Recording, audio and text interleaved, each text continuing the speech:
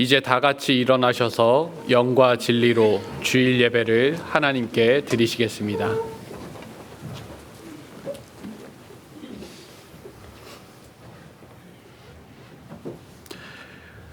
너희는 유혹의 욕심을 따라 썩어져가는 구습을 따르는 옛사람을 벗어버리고 오직 너희의 심령이 새롭게 되어 하나님을 따라 의와 진리의 거룩함으로 지으심을 받은 새 사람을 입으라. 아멘.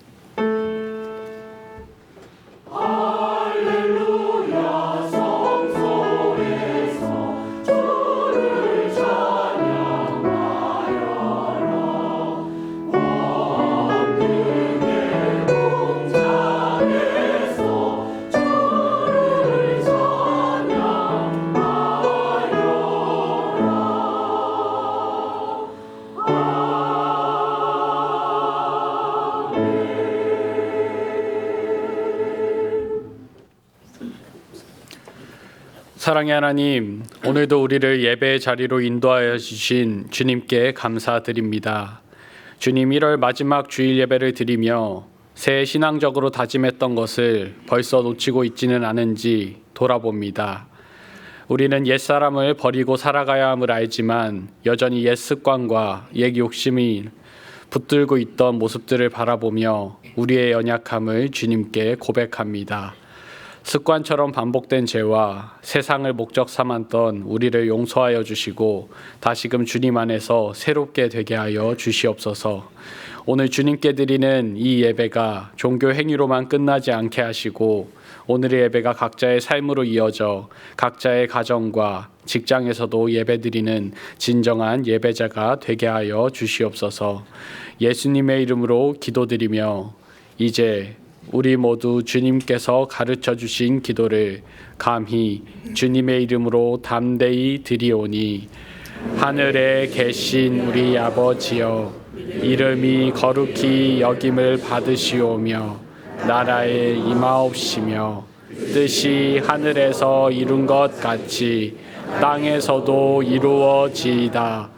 오늘날 우리에게 일용할 양식을 주옵시고 우리가 우리에게 죄 지은 자를 사하여 준 것 같이 우리 죄를 사하여 주옵시고 우리를 시험에 들게 하지 마옵시고 다만 악에서 구하옵소서. 대개 나라와 권세와 영광이 아버지께 영원히 있사옵나이다. 아멘.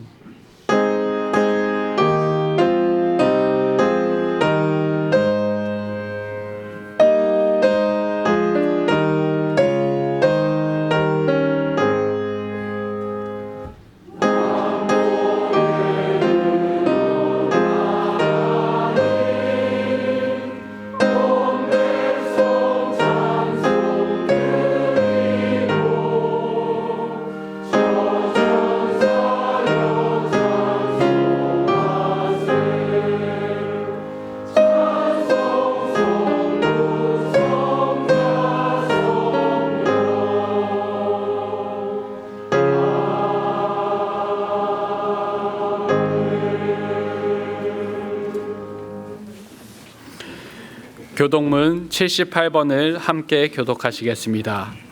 교독문 78번입니다.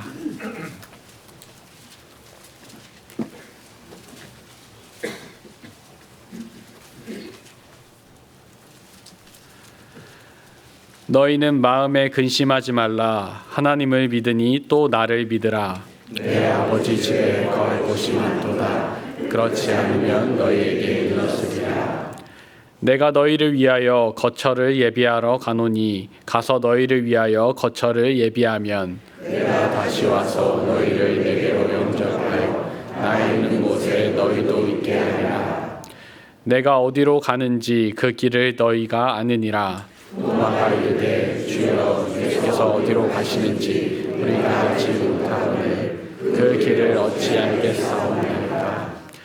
예수께서 이르시되 내가 곧 길이요 진리요 생명이니 나로 말미암지 않고는 아버지께 올 자가 없느니라. 아멘. 전능하사 천지를 만드신 하나님 아버지를 내가 믿사오며 그 외아들 우리 주 예수 그리스도를 믿사오니 이는 성령으로 잉태하사 동정녀 마리아에게 나시고 본디오 빌라도에게 고난을 받으사 십자가에 못 박혀 죽으시고 장사한 지 사흘 만에 죽은 자 가운데서 다시 살아나시며 하늘에 오르사 전능하신 하나님 우편에 앉아 계시다가 저리로서 산자와 죽은 자를 심판하러 오시리라. 성령을 믿사오며 거룩한 공회와 성도가 서로 불근한 것과 죄를 사하여 주시는 것과 몸이 다시 사는 것과 영원히 사는 것을 믿사옵나이다. 아멘.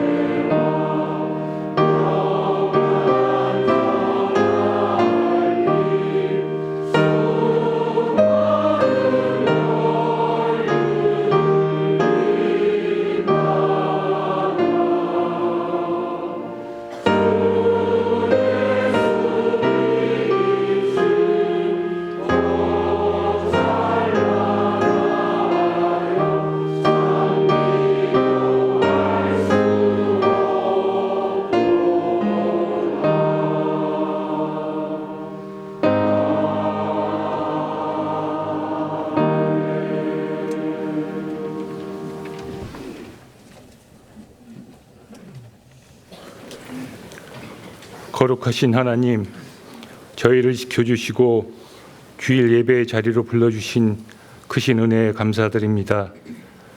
지난 한 주간도 말씀대로 살고자 다짐했지만 구별된 삶을 살지 못한 저희의 모습을 고백하며 회개하오니 용서하여 주시옵소서. 이 시간도 세계 곳곳에서 전쟁과 민족 간의 갈등, 국가 이기주의에 따른 군사적, 경제적 힘의 과시 등 우울한 소식이 들려오고 있습니다. 전쟁과 갈등으로 고통받는 국가와 그 땅의 사람들을 불쌍히 여기시고 하나님의 능력으로 지구촌의 평화를 회복시켜 주시옵소서. 나라 안으로는 경제의 어려움이 지속되고 있고 자신과 자신이 속한 집단의 이익만을 추구하여 생기는 사회적 갈등이 깊어지고 있습니다. 하나님의 능력 안에서 경제와 도덕성이 회복되고 다양한 갈등이 화합되게 하여 주시옵소서. 창립 21주년이 되는 2026년에 내 신을 벗으라는 말씀을 우리 교회에 주셔서 감사합니다. 모세와 여호수아가 그 말씀에 순종해 신을 벗고 사명을 따랐던 것을 본받아 저희 발에서 신을 벗고 하나님의 뜻과 계획에 순종하는 삶을 살게 하여 주시옵소서. 우리 100주년 기념교회에 주신 양화진 외국인 선교사 미원과 한국기독교 순교자 기념관을 바르게 관리하고 보존하는 사명을 최선을 다해 감당하게 하시고 하나님이 교회의 주인임을 고백하는 공동 담임 목회를 통해 한국 기독교 이방인을 향한 바른 길닦기의 사명을 감당하게 하여 주시옵소서. 병으로 고생하는 환우들에게 용기와 치유의 은총을 주시고 취업과 결혼, 자녀 양육 등을 위한 청년들의 간구를 들으시고 하나님의 뜻 안에서 응답하여 주시옵소서. 오늘도 에베소서를 통해 주실 하나님 말씀을 기대합니다. 잘 듣고 바르게 깨달아 변화되고 주님께 더 가까이 나아가기를 소망합니다. 말씀을 증거하시는 정환조 목사님을 주님의 능력의 손으로 붙잡아 주시고 특별한 지혜와 건강을 허락하여 주시옵소서. 이 시간 예배를 통해 저희가 드리는 찬양과 기도를 받아주시고 정성스럽게 준비하여 하나님께 올려드리는 아도나이 성가대의 찬양을 기쁘게 받아 주시옵소서. 살아계신 주 예수 그리스도의 이름으로 기도드립니다. 아멘.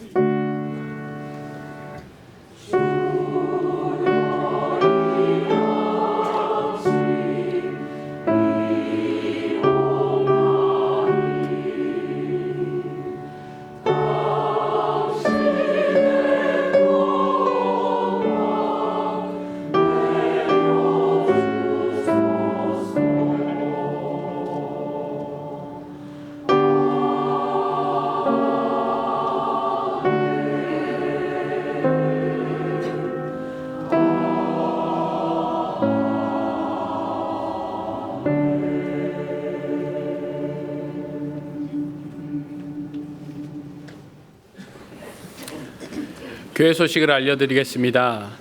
양화진 봉사관 증축으로 교회학교 예배 공간이 변동됨에 따라 양화진 봉사관 1부층과 2부 예배 시 교육관 4층을 청장년 예배 공간으로 사용합니다. 예배 참석 시 참고해 주시기 바랍니다. 예배 공간이 늘어남에 따라 관리팀, 예배 안내팀, 친교팀에서 봉사자를 모집하고 있습니다. 안내 또는 홈페이지를 통해 신청해 주시기 바랍니다. 이번 달에 등록하신 새 가족을 환영하며 목회행정 담임 목사님과의 교제 및 양화진호를 관람하는 새 가족 맞이가 다음 주일 2부 예배 후에 있습니다. 1월에 등록하신 교우님들의 참석을 부탁드립니다. 다음 주일은 나눔 주일입니다. 나눔 물품은 마포구의 합정동, 망원동, 성산동 이웃 및 기관을 위해 사용됩니다. 교우님들의 많은 참여 부탁드립니다. 제5회 교구별 금요 집중 기도회 5번째 기도회가 작년 4교구 주간으로 이번 주 금요일 오후 8시 30분에 홍보관 예배실에서 열립니다. 누구든지 참여하실 수 있습니다. 초등부 겨울 성경학교가 내 신을 벗으라라는 주제로 이번 주 토요일 교육관에서 열립니다. 2030 청년 겨울 수련회가 2월 6일부터 명지대학교에서 진행됩니다. 교구에서 보내드린 문자 링크 또는 홈페이지를 통해 신청해 주시기 바랍니다. 사도 바울의 전도 여행 발자취를 걸으며 묵상하는 그리스 튀르키예 성지 순례를 진행합니다. 주보를 참고하셔서 오늘까지 신청해 주시기 바랍니다. 성가대원을 모집합니다. 하나님을 찬양하는 사역에 재능과 소명을 가지신 분들의 많은 지원 바랍니다. 봉사를 원하시는 분은 안내 또는 홈페이지를 통해 신청해 주시기 바랍니다. 오늘 4부 예배 후에 예정되었던 찾아가는 문화공감 강좌는 부득이한 사정으로 취소되었습니다. 양해를 부탁드립니다. 나머지 교회 소식은 주보를 참고해 주시기 바랍니다.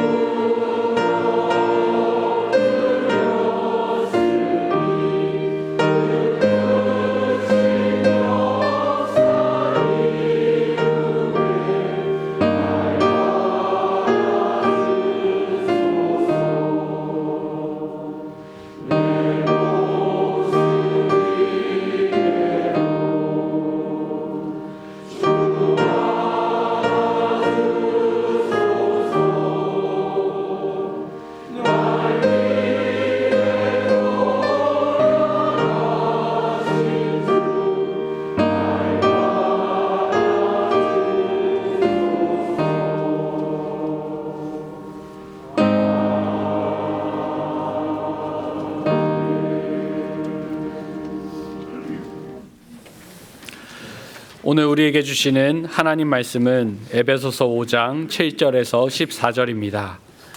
신약 성경 315쪽입니다. 에베소서 5장 7절에서 14절입니다. 제가 봉독하겠습니다. 그러므로 그들과 함께하는 자가 되지 말라. 너희가 전에는 어둠이었더니 이제는 주 안에서 빛이라. 빛의 자녀들처럼 행하라. 빛의 열매는 모든 착함과 의로움과 진실함에 있느니라. 주를 기쁘시게 할 것이 무엇인가 시험하여 보라. 너희는 열매 없는 어둠의 일에 참여하지 말고 도리어 책망하라. 그들이 은밀히 행하는 것들은 말하기도 부끄러운 것들이라. 그러나 책망을 받는 모든 것은 빛으로 말미암아 드러나나니 드러나는 것마다 빛이니라. 그러므로 이르시기를 잠자는 자여 깨어서 죽은 자들 가운데서 일어나라. 그리스도께서 너에게 비추이시리라 하셨느니라. 아멘.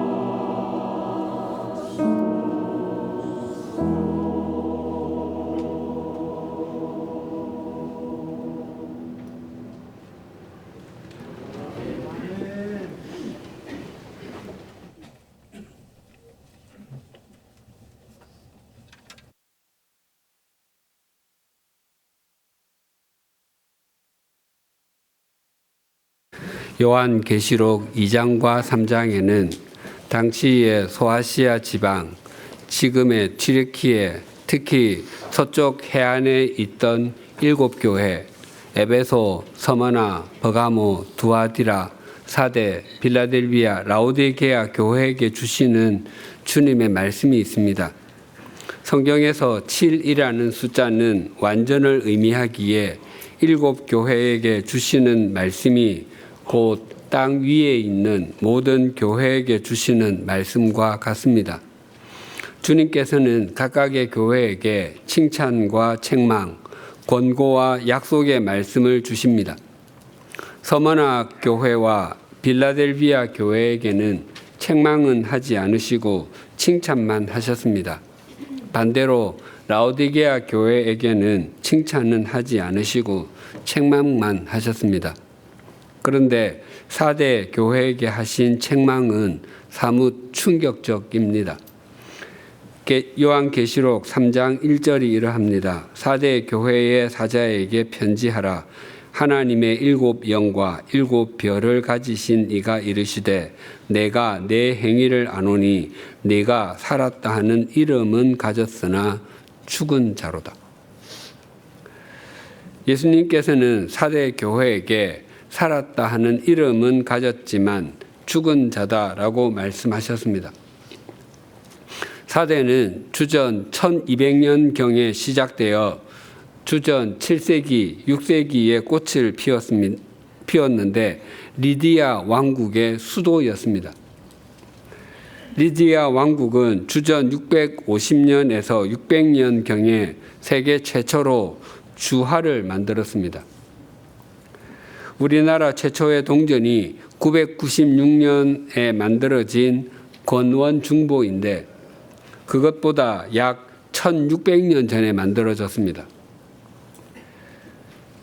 이처럼 4대는 세계 최초로 동전이 만들어진 곳이라 소아시아에서 그 어떤 도시보다도 일찍부터 부를 누렸습니다. 4대에는 다른 도시로 가는 5개의 큰 도로가 있어서 무역과 교통의 중심지였습니다. 리디아 왕국은 주전 549년에 페르시아 제국의 고레스 왕에 의해서 함락되어 멸망했습니다. 리디아의 수도 4대는 난공불락의 요새와도 같은 도시였습니다. 도시 뒤쪽에는 트모로스 산이 있었고 도시의 양쪽 끝은 깎아지른 듯한 절벽이었습니다. 절벽과 트모로스 산 사이에 4대 사람들이 걸어 다니는 길이 있었는데 그 길마저도 경사가 급하고 험준하였습니다. 고레스 왕은 다른 도시를 정복하기 위한 교두보로 삼기 위해서 4대 성을 하루라도 빨리 함락시키고 싶었습니다. 하지만 험준한 지형으로 인해 함락 방법을 찾을 수가 없었습니다.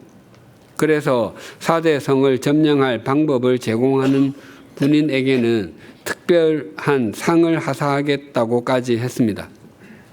마침내 한 병사가 그 방법을 찾았습니다.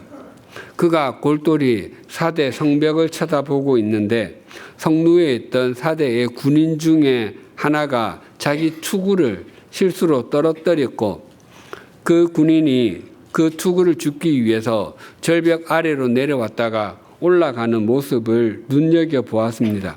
그래서 그곳으로 가보았더니 바위 사이로 한 사람이 겨우 들어갈 수 있을 정도의 구멍이 있었습니다. 그날 밤 페르시아 군대가 그 구멍을 통해서 절벽 사이에 난 길을 타고 올라갔더니 성은 완전히 무방비 상태였습니다. 경계병 중에서 그 누구도 적군이 절벽 사이에 난 길을 알아서 올라오리라고 생각하지 못했던 것입니다. 그날 밤에 4대는 함락되어 페르시아의 지배를 받았습니다. 그와 같은 일이 약 350년 후 로마 제국 시대에도 동일하게 있었습니다. 로마 군대가 절벽 사이의 길로 올라갔더니 성을 지키는 사람은 한 명도 없었습니다. 그래서 4대는 로마 제국의 지배를 받을 수밖에 없었습니다. 예수님께서 사도 요한을 통해서 4대 교회에게 편지를 보냈을 때 4대는 여전히 부유한 도시였지만 태폐적이어서 사람들은 방탕함에 빠져 쾌락과 사치를 즐겼습니다. 그런 사람들을 향해서 살았다 하는 이름은 가졌지만 죽었자다라고 말씀하셨던 것입니다. 그리고 예수님께서는 깨어나라 죽어가는 자들을 굳건하게 하여라라고 권면하셨습니다. 오늘 본문에서도 주님께서는 에베소 교회를 향해 또한 우리를 향해 너희는 죽은 자 가운데서 깨어나야 하고 주님의 빛을 받아 빛을 비추는 존재다라고 말씀하십니다. 우리 그리스도인은 전에는 어둠에 속했었지만 이제는 빛에 속하게 되었습니다. 달리 표현하면 전에는 옛사람이었지만 이제는 새 사람이 되었습니다. 우리의 소속과 신분이 달라졌습니다. 그러나 주님은 본래부터 빛 그 자체이신 분이시지만 우리는 주 안에서만 빛인 존재입니다. 주님이 영원한 생명과 진리의 발광체이신 빛이라고 한다면 우리는 진리와 생명의 복사체의 빛이라 할 수 있습니다. 주님께서 발광체이신 빛이시고 우리는 복사체인 빛이라는 의미는 우리는 발광체이신 주님을 보여주고 증거하는 빛이라는 의미입니다. 요한복음 1장 8절입니다. 그는 이 빛이 아니요 이 빛에 대하여 증언하러 온 자라. 주님께서 오시는 길을 준비하는 것을 소명으로 받고 태어난 세례자 요한이 누구인지를 정의하는 말입니다. 이것은 그리스도인인 우리를 정의해 주는 것이기도 합니다. 교회와 그리스도인은 결코 그 빛 그 자체는 아닙니다. 교회와 그리스도인은 참 빛이신 예수 그리스도를 증거하는 통로이고 주님을 보여주는 증인입니다. 그래서 사람들로 하여금 참 빛이신 주님을 만나게 해주는 역할을 하는 것입니다. 만약 교회와 그리스도인이 이런 자신의 신분과 역할을 잊어버리고 자신을 빛 자체로 여긴다면 얼마 지나지 않아서 어둠으로 전락해버린 자신의 실상을 발견하게 될 것입니다.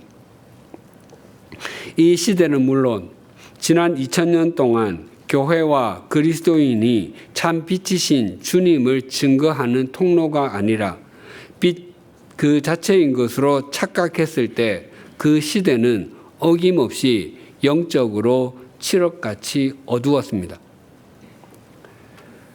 우리에게 아무리 많은 양초나 등잔, 손전등이 있다고 할지라도 그것 자체로는 결코 빛을 밝힐 수가 없습니다. 그 양초들이 이 강대상만큼이나 크다고 할지라도 누군가가 불을 붙여주어야 비로소 초다울 수 있습니다. 또한 등잔에 기름이 가득하고 심지를 새로 갈아주었다고 할지라도 외부에서 불을 붙여주어야 비로소 등잔다운 등잔이 될 수 있습니다. 그리고 손전등도 최신상이어서 굉장히 밝은 빛을 내는 전구가 끼워져 있을지라도 거기에 건전지를 넣거나 충전해 주어야 또 스위치를 켜 주어야 비로소 제 역할을 할 수 있습니다. 그래서 불이 켜진 양초나 등잔, 손전등은 불 또는 빛처럼 보이지만 불과 빛 그 자체는 아닙니다. 그것들은 외부에 의해서 밝혀진 불과 빛을 보존하고 전하는 재료이자 통로일 뿐입니다. 그래서 예수님께서 산상수훈에서 이렇게 말씀하셨습니다. 마태복음 5장 14절에서 16절입니다. 너희는 세상의 빛이라. 산 위에 있는 동네가 숨겨지지 못할 것이요 사람이 등불을 켜서 말 아래에 두지 아니하고 등경 위에 두나니 이러므로 집 안 모든 사람에게 비치느니라. 이같이 너희 빛이 사람 앞에 비치게 하여 그들로 너희 착한 행실을 보고 하늘에 계신 너희 아버지께 영광을 돌리게 하라. 예수님께서 우리를 향해서 너희는 세상의 빛이다 라고 말씀하신 것은 우리도 참 빛이신 주님과 동일한 존재라는 말이 아니라 참 빛이신 주님을 전하는 통로, 연결고리, 도구가 된다는 의미입니다. 우리가 주님의 빛을 전하는 통로, 연결고리, 도구가 된다는 것은 주님의 말씀에 순종하는 신실한 삶을 살아가는 것을 의미합니다. 그러면 착함과 의로움, 진실함이라는 빛의 열매가 자연스럽게 연결게 됩니다.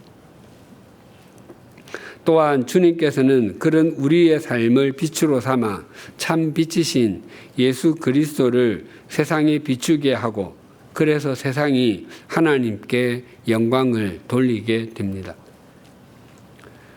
그래서 빛의 증인으로 또한 빛의 통로로 살아야 하는 교회와 그리스도인은 언제나 자신이 서 있는 자리가 다른지를 확인해야 하고 주님의 말씀 앞에서 자신을 부인해야 하고 자기를 바르게 세워가고 있는지 확인해야만 합니다. 그렇지 않을 경우 교회와 그리스도인은 빛을 드러내기는커녕 신앙을 빙자하여 세속적 욕망의 그릇만을 뿜어내는 어두움의 자녀로 전락해버리고 말 것입니다.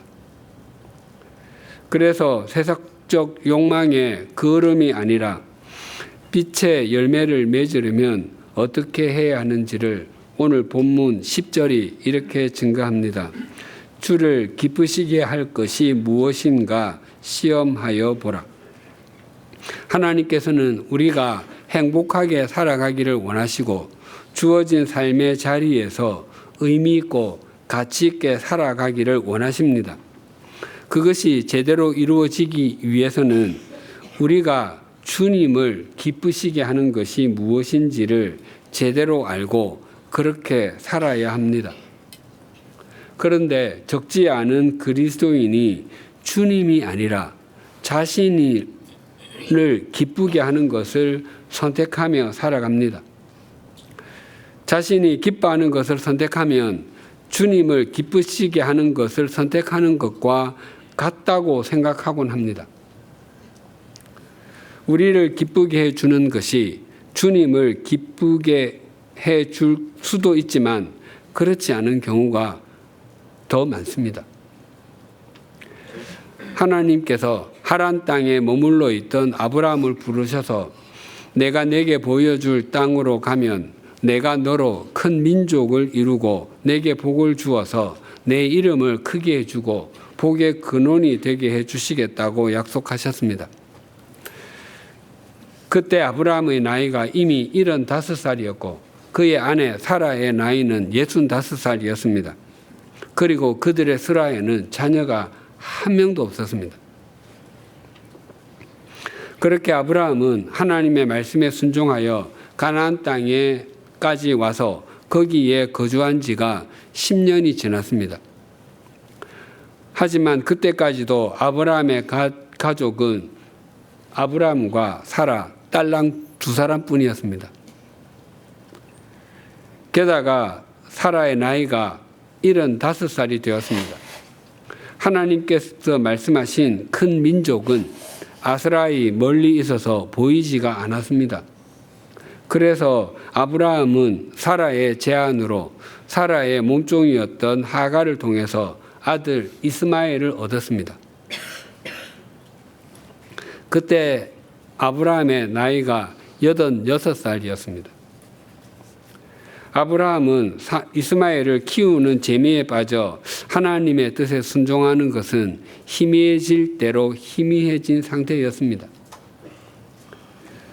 아브라함이 99살이 되었을 때 하나님께서는 다시 아브라함에게 나타나셔서 너는 여러 민족의 아버지가 될지라 즉 큰 민족을 이룰 것이다 라고 말씀하시며 처음 약속을 상기시켜 주셨습니다. 그리고 89살에 사라가 아들을 낳게 될 것이다 라고 말씀하셨습니다. 그 말을 들은 아브라함은 엎드려서 웃었습니다. 요즘 신조어로 표현하면 우참, 웃기지만 웃으면 안 되는 것을 두고 웃음을 참는 것이나 어쩔 TV, 어쩌라고의 변형인데 비웃음과 비꼬음을 뜻합니다. 그렇게 생각했을 것입니다. 그래서 아브라함은 이스마엘이나 하나님께서 주시는 복을 받으면서 살기를 바랍니다라고 말했습니다.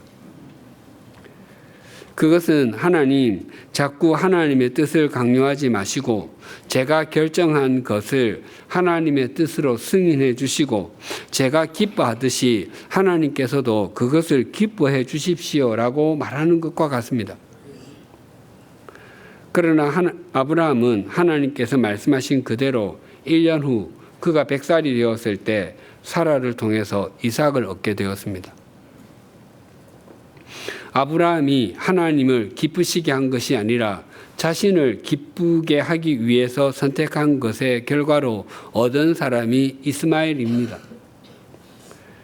하나님의 뜻의 결과로 태어난 이삭과 아브라함의 뜻의 결과로 태어난 이스마엘은 당대는 물론이고 그 후손들이 4,000년이 지난 지금까지 불협화음을 이루고 있습니다.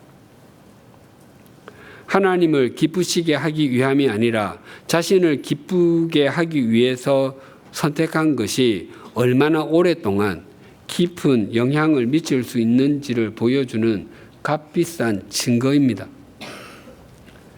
주님을 기쁘시게 하는 것이 우리를 기쁘게 하는 것이라는 것은 새기면 새길수록 우리에게 영적으로 유익합니다.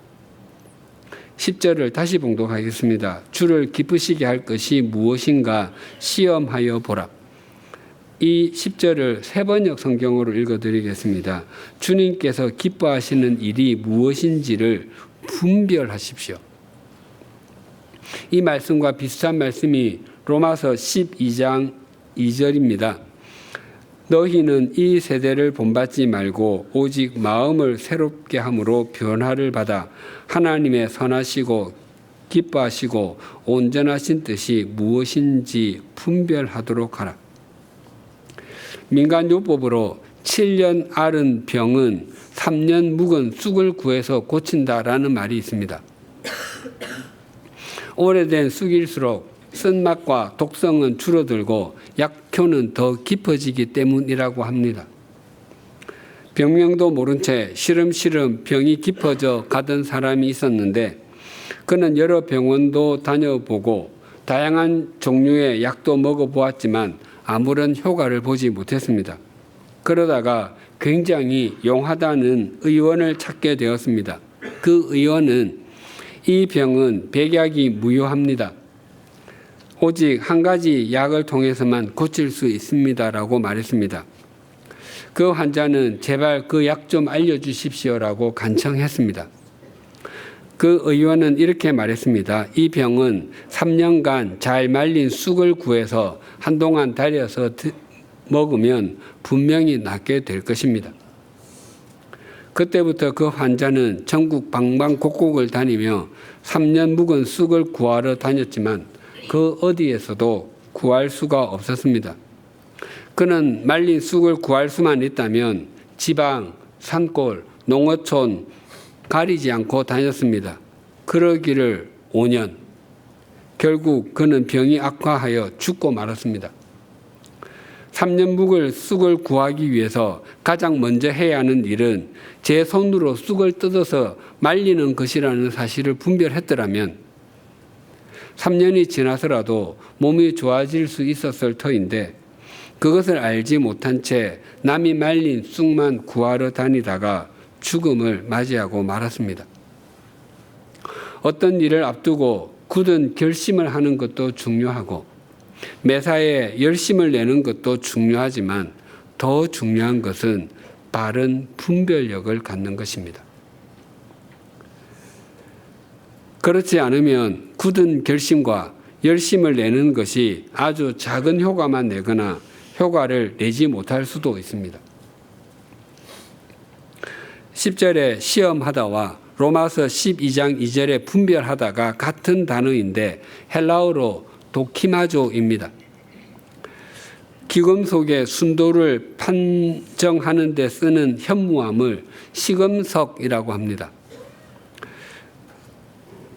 금이나 은 조각을 이 돌의 표면에 문질러서 나타나는 흔적의 빛깔과 그 표본의 금 빛깔을 비교하여 순도를 시험합니다. 요즘은 시금석을 어떤 가치, 능력, 역량 따위를 알아볼 수 있는 기준이 되는 것을 비유적으로 표현하기도 합니다. 시금석으로 기금속의 순도를 분별하듯이 우리 삶과 믿음도 주님의 말씀이라는 시금석으로 분별해야 합니다. 아담과 하와는 하나님이 허락하신 완벽한 환경에서 하나님의 말씀이 아니라 뱀, 마귀의 말을 시금석으로 삼았기 때문에 바른 분별력을 갖지 못했습니다. 그래서 그들은 하나님께서 금하신 선악을 알게 하는 나무의 열매를 따서 먹었습니다. 그것으로 말미암아 그들은 하나님과의 친밀한 관계를 깨뜨렸고 에덴 동산을 떠나야만 했습니다. 또 다윗은 나가 있어야 했을 전장에 있지 않고 왕궁 옥상을 거닐다가 한 여인이 목욕하는 것을 보았습니다. 그는 그 상황을 바르게 분별하지 못했습니다. 그 결과 그의 인생은 박살난 항아리와 같이 되어서 자식이 자식을 범하고 또 죽이는 것을 보아야 했고 자식에게 쿠데타를 당해서 맨발로 도망을 가야만 했습니다. 에베소 교회에 편지를 보내는 바울도 마찬가지입니다. 그는 과거에 그 누구보다도 바른 분별력을 갖고 산다고 확신했습니다. 그러나 부활하신 주님께서 다메섹으로 가던 그를 만나 주시고 그의 눈에서 비늘 같은 것이 떨어지고 나서야 영적인 눈을 뜨게 되었고 비로소 바른 분별력을 갖게 되었습니다.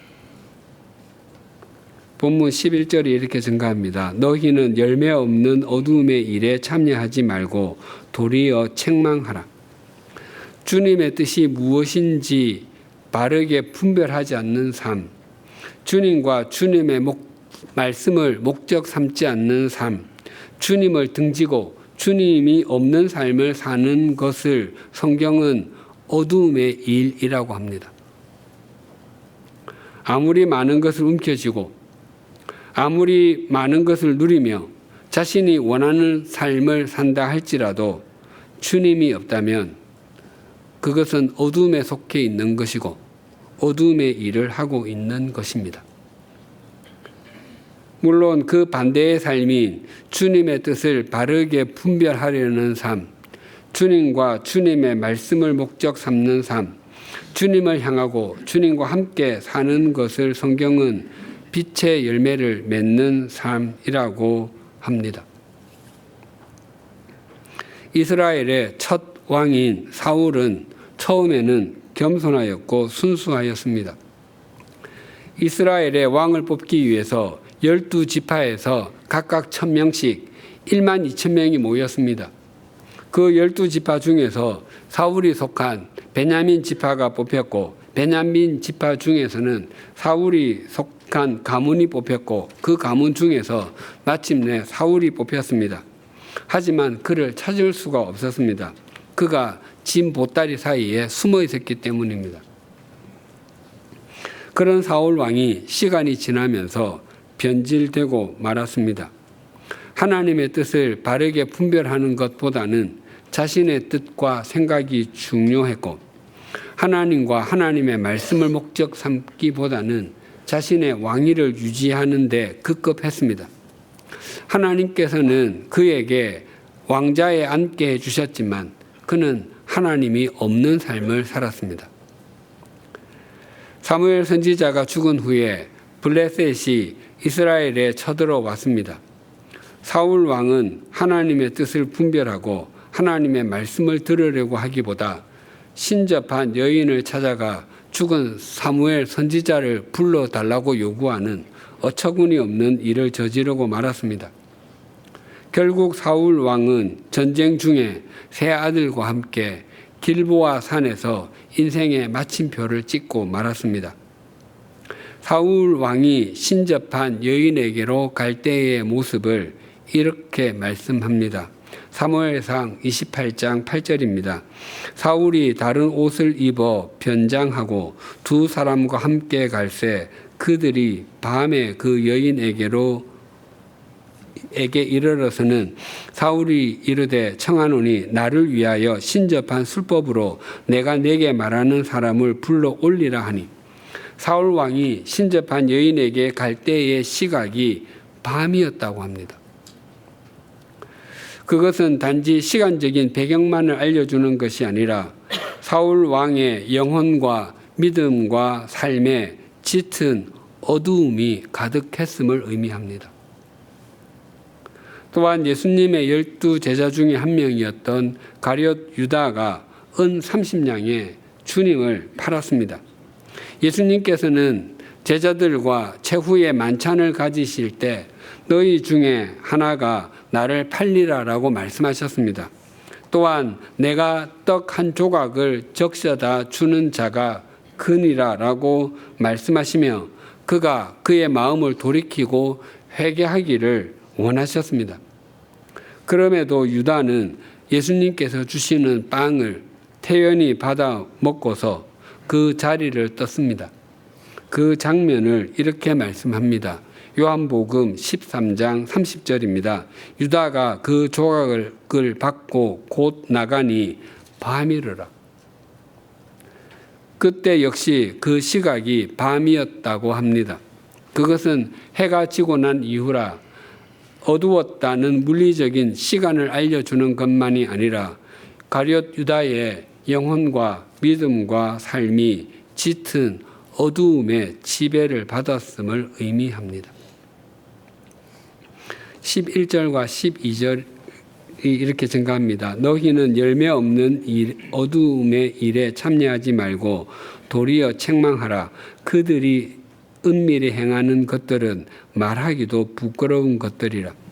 열매 없는 어두운 일에 대한 우리의 바른 태도는 참여하지 않고 책망하는 것이라고 하십니다.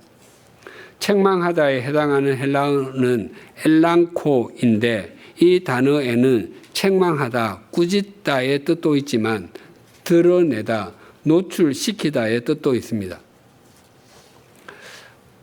새해를 맞아 일출을 직접 보겠노라고 서울에서 정동진까지 가려고 칠흑같이 어두운 밤길을 운전해 가고 있습니다. 그런데 반대 방향으로 운전해 가고 있습니다.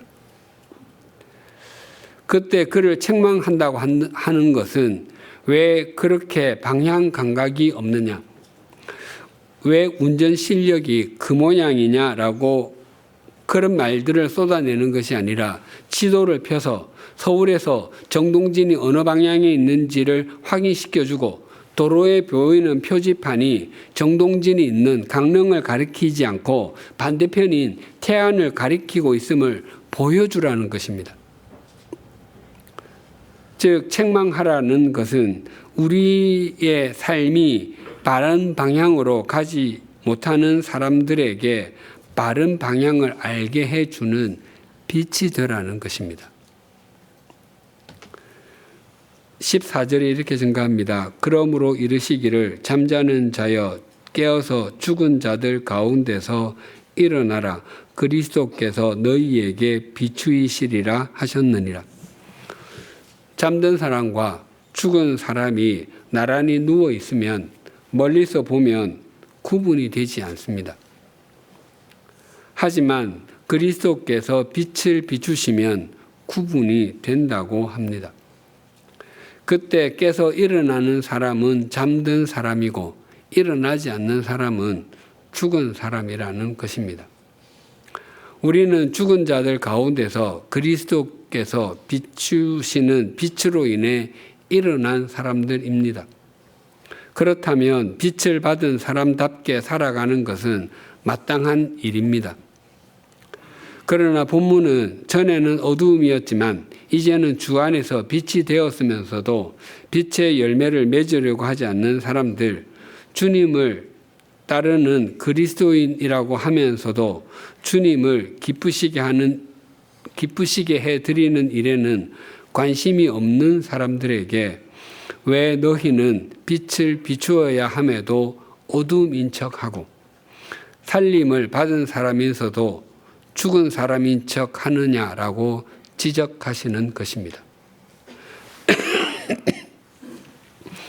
교회가 아무리 유명하다고 할지라도 또한 교회의 규모가 아무리 크다고 할지라도 그 교회를 이루고 있는 구성원들의 삶이 빛의 열매를 맺지 아니하고 주님을 기쁘시게 하려고 하지 않는다면 또한 세속적 가치관을 추구하려고만 한다면 그 교회는 죽은 것과 다름이 없습니다.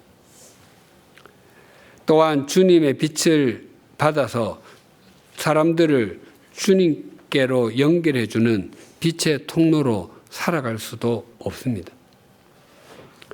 우리의 삶이 이 땅에서 얼마가 남았든지 간에 세속적 가치관을 따르는 어둠이 될 것인가, 혹은 사람들을 주님께로 인도하는 빛의 증인이 될 것인가는 우리의 신을 벗고 주님께서 기뻐하시는 일이 무엇인지를 바르게 분별하는지 그렇지 않은지에 달려 있습니다. 또한 우리 100주년 기념교회가 단순히 사람들이 모이는 단체로 빛의 걸림돌이 될 것인가, 아니면 세상 사람들을 구원의 길로 인도하는 빛의 통로가 될 것인가도 우리가 신을 벗고 주님께서 기뻐하시는 일이 무엇인지를 바르게 분별하는지 그렇지 않은지에 달려 있습니다. 우리가 우리의 신을 벗고 주님께서 기뻐하시는 뜻을 바르게 분별한다면 그때 우리는 죽은 사람들 가운데서 일어나 주님의 빛을 전하는 빛이 될 것입니다. 기도하시겠습니다. 하나님 아버지, 우리를 죽은 자 가운데서 일으켜 주셔서 감사합니다. 주님께서 우리를 일으켜 주심으로 이전에 어두움이었던 우리가 이제는 빛이 되었습니다. 그럼에도 우리에게는 이전에 어두움의 본성이 남아 있어서 열매가 아닌 것을 열매라고 여기며 세속적 가치관의 것을 신앙으로 포장하여 마치 빛의 열매인 것처럼 우리 자신을 선회할 때가 있음을 고백합니다. 이제는 진실로 착함과 의로움, 진실함 등의 빛의 열매를 맺어가게 하여 주시옵소서. 우리 자신을 기뻐하게 하고 우리에게 이익이라고 여기는 일을 움켜쥐기 위해서 동분서주하지 않게 하시고 중심으로 주님께서 기뻐하시는 일을 분별하며 살아가게 하여 주시옵소서. 아브라함처럼 자신이 기뻐하는 일을 행하고서도 하나님께서 그것을 기뻐하실 것이라고 착각하지 않게 하시고 자신이 기뻐하는 일을 하나님께서도 기뻐해 달라고 목리를 부리지도 않게 하여 주시옵소서. 바라옵나니 우리가 우리 삶의 자리에서 진정으로 참 빛이신 주님을 드러내는 삶을 살아가게 하시고 사람들을 빛이신 주님께로 인도하는 통로의 역할을 신실하게 감당하게 하여 주시옵소서. 바라옵나니 우리 자신은 물론이고 우리 100주년 기념 교회 공동체 전체가 주님께서 기뻐하시는 일이 무엇인지 바르게 분별함으로 주님께서 오실 때까지 빛의 걸림돌이 아니라 빛의 통로가 되게 하여 주시옵소서. 예수님의 이름으로 기도드립니다. 아멘.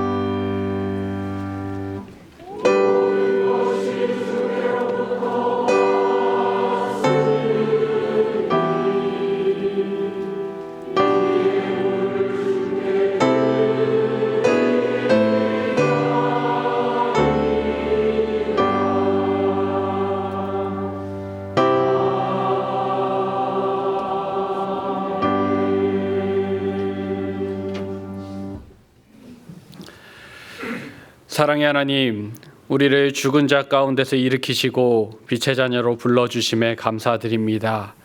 그러나 여전히 연약한 우리는 때로 내가 기쁜 일을 하나님이 기뻐하신 일이라 믿으며 스스로를 속이기도 했고, 내 이익을 챙기는 발걸음을 신앙이라는 이름으로 포장하며 세속적인 성공을 빛의 열매라 착각하며 살아오기도 했음을 고백합니다. 이처럼 연약한 우리를 다시금 말씀으로 변화시켜 주셔서 이제는 세상을 목적 삼는 것이 아니라 하나님을 목적 삼으며 살아가도록 인도하여 주시옵소서. 주님, 오늘 예배를 드리고 난 후 말씀을 읽고 지내는 것이 아니라 말씀이 나의 삶에 나타나 우리의 삶에서 주님의 빛을 드러내기를 소망합니다. 빛의 자녀로 살아가며 이제 세상의 걸림돌이 아니라 어두운 곳을 비추는 투명한 빛의 통로가 되게 하여 주시옵소서. 이 시간 주님께 예물을 드립니다. 이 예물이 우리의 형편을 계산한 결과가 아니라 여전히 일하고 계신 하나님을 신뢰하는 마음이 고백이 되게 하여 주시옵소서. 예수님의 이름으로 봉헌기도 드립니다. 아멘. 주위에 계신 분들과 인사 나누시겠습니다.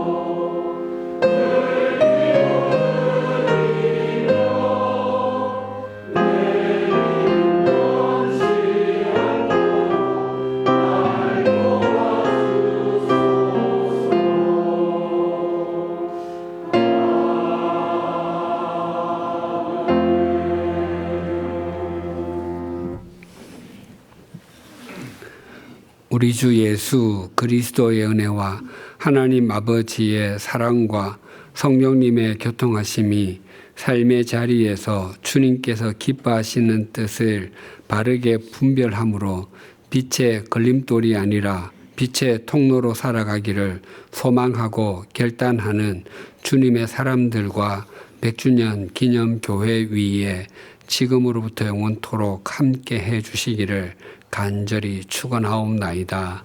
아멘.